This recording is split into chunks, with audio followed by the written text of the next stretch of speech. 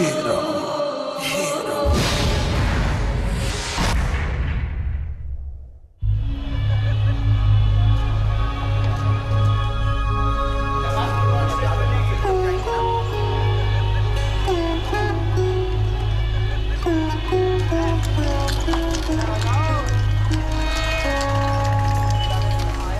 ठंड से सिकुड़ती दिल्ली की अलसाई हुई सुबह थी। गोडसे सुबह सबसे पहले सोकर उठा था। नहा धोकर तैयार होने के बाद तीनों अब कमरे में चाय कॉफी पी रहे थे।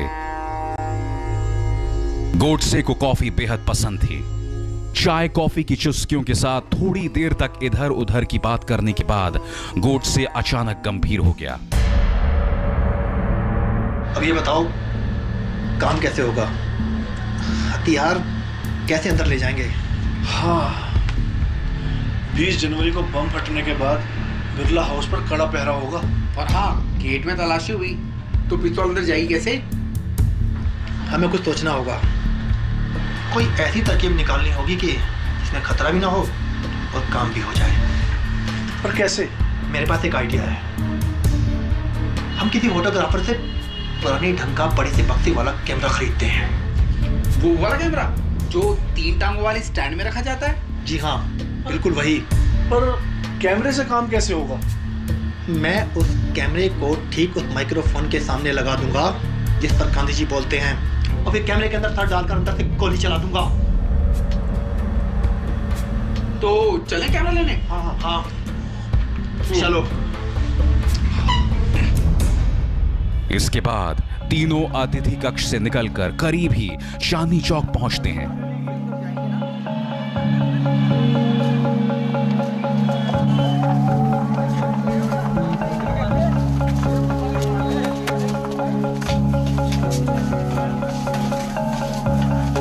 चांदनी चौक में उन्हें कैमरा तो मिल गया, मगर थोड़ी देर तक उसे देखने के बाद आपटे को लगा कि यह तरकीब काम नहीं आएगी, क्योंकि अब लोगों ने इस तरह के कैमरे का इस्तेमाल लगभग बंद कर दिया था।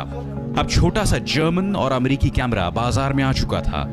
ऐसे में पुराना कैमरा लेकर जाने से लोगों को शक हो सकता था। लिहाजा तीनों खाली हाथ वापस कमरे में लौट आते हैं।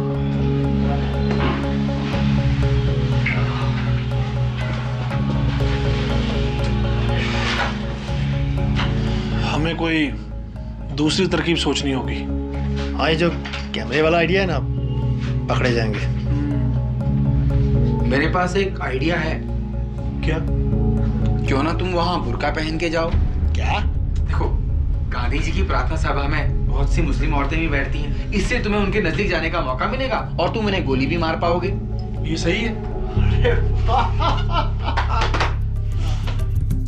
बुर्के का आइडिया सुनकर गोडसे लगभग उछल पड़ा और उसने आपटे को गले लगा लिया।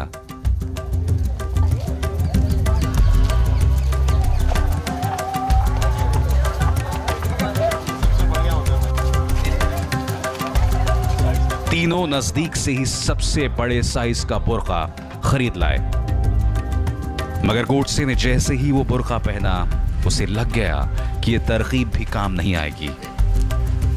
उसके हाथ ढीले ढाले बुर्के की तह में फंस गए थे। क्या हो गया? अरे इसमें तो पिस्तौल भी नहीं निकाल पाऊंगा, और औरतों के बेस में पकड़ा गया तो उम्र भर बदनामी फोकट में। सही कह रहे हो भाई। अब कुछ और सोचना पड़ेगा। कोई और तरकीब लगाओ।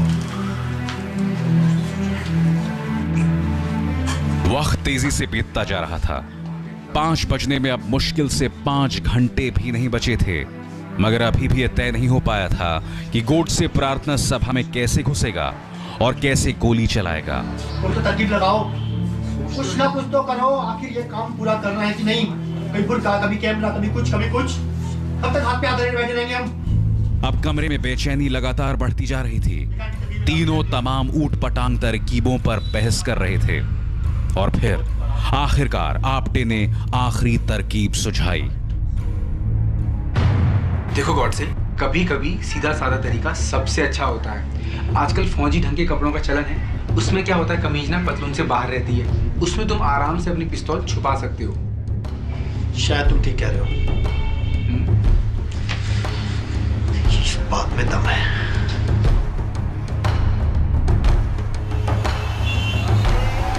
इसके बाद गोडसे के लिए बाजार से वही कपड़े खरीदे गए। अब आगे की योजना बनाने की पारी थी। देखो भाई, कपड़े तो आ गए हैं, पता नहीं कैसे करना है। बंदूक लेके आप जाए, हम आपको पीछे सपोर्ट करेंगे। क्यों? हम आपके साथ चलेंगे। पहले आप देखो बहुत हो गया, अब मेरी बात सुनो, अकेला मैं जाऊंगा। तय हुआ कि नाथुराम गोडसे सबसे पहले बिरला हाउस जाएगा और उसके बाद आपटे और करकरे पहुंचेंगे। अंदर पहुंचने के बाद आपटे और करकरे गोडसे के दोनों तरफ खड़े हो जाएंगे ताकि गोली चलाते वक्त अगर कोई गोडसे को रोकने की कोशिश करे या बीच में आए तो उसे ये दोनों संभाल सकें। वक्त तेजी से बीतता जा रहा था। तीनों ने आज दोपहर का खाना भी नहीं खाया था। उन्हें भूख से ज्यादा इस बात की बेचैनी थी कि शाम 5 बजे पता नहीं क्या होगा। इसके बाद गोडसे ने घड़ी देखी और फिर वो कपड़े बदलने अंदर चला गया जिसे पहनकर उसे बिरला हाउस में घुसना था।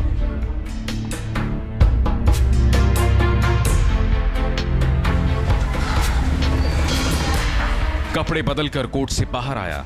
फिर उसने वो पिस्तौल निकाली जिसे लेने के लिए वो ग्वालियर तक गया था। पिस्तौल में पूरी सावधानी से उसने कुल 7 गोलियां भरी।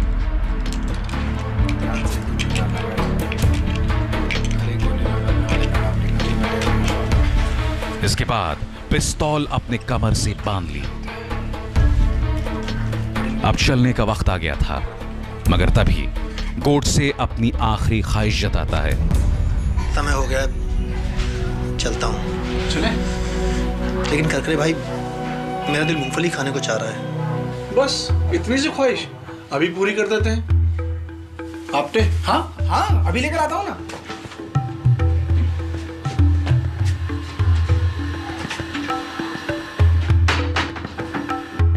मगर थोड़ी देर बाद आपटे खाली हाथ कमरे में लौटता है। आसपास से उसे कहीं मूंगफली नहीं मिलती। सारा ढूंढ लिया भाई, कहीं मूंगफली नहीं मिली। आप कहो तो काजू या बादाम ले आऊं? नहीं आपटे भाई, मेरा दिल सिर्फ मूंगफली खाने को ही चाह रहा है। कुछ करो ना आपटे। कोशिश करता हूं। गोडसे की यह शायद आखिरी फरमाइश थी, लिहाजा आपटे बिना कुछ कहे एक बार फिर बाहर निकल जाता है।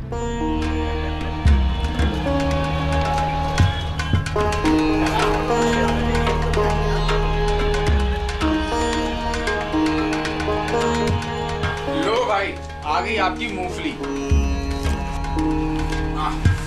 बड़ी मुश्किल से मिली है। अच्छा? हाँ।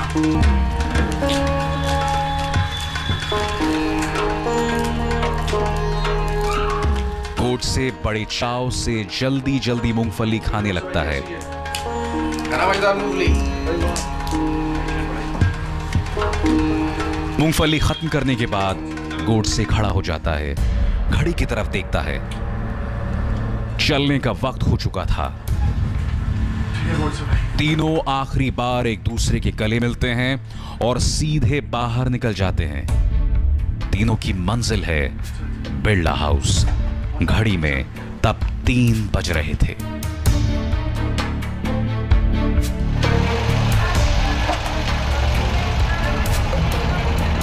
पुरानी दिल्ली रेलवे स्टेशन से तीनों टैक्सी में बैठते हैं और निकल पड़ते हैं।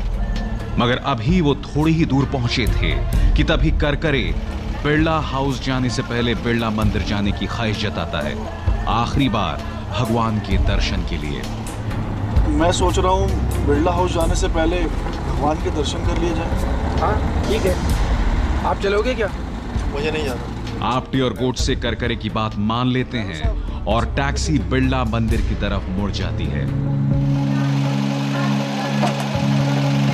बिरला मंदिर पहुंचकर आपटे और करकरे अंदर दर्शन के लिए चले जाते हैं, जबकि गोडसे बाहर पार्क में ही रुक जाता है। थोड़ी देर बाद आपटे और करकरे दर्शन कर लौट आते हैं। आपटे अपनी घड़ी देखता है, शाम के 4:30 बज चुके हैं।